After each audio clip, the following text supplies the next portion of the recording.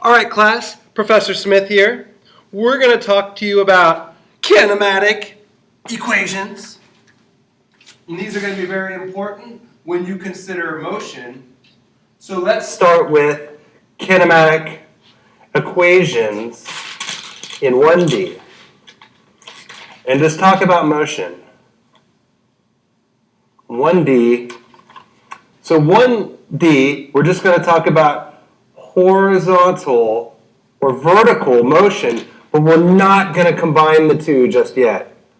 We're going to make one more assumption, which is that the acceleration is constant.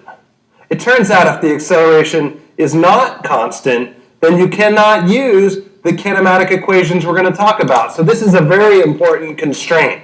So what do those kinematic equations look like? Well, one looks like this. X final equals x plus v t plus 1/2 a t squared.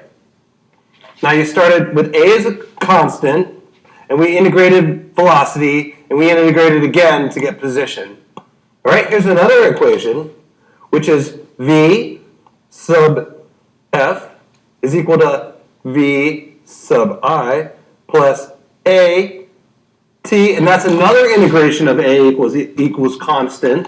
And here's one last one, a clever one this time. V squared final equals v squared original plus 2a. Now you could get this one from combining the others, okay? And then this, you'd have x minus x, the displacement of x final minus x initial.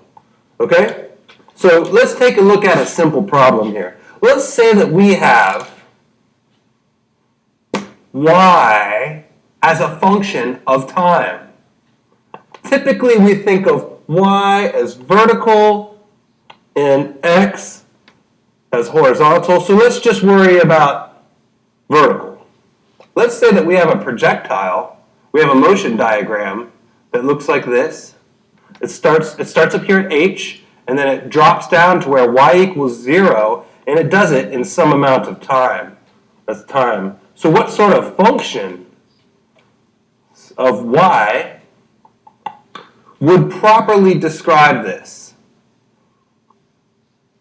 So we could write this function y of time is equal to y is equal to negative 1/2.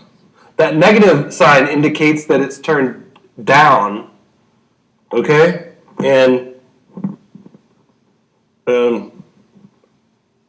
t is that it's quadratic. So we're not starting at y equals 0. We're starting at h. Let's say that is h. Okay? So we need to put h right out in front here. So then this equation is an adequate description of that curve. So let's see what we can learn from that curve.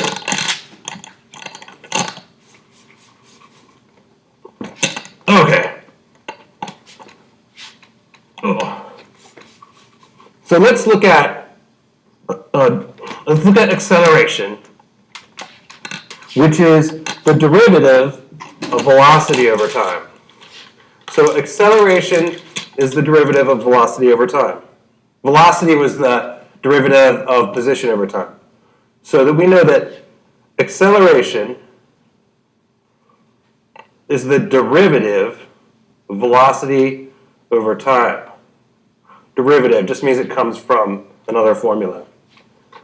Okay, so we know that, we kind of knew this already, that acceleration, we kind of knew this because we set up the graph,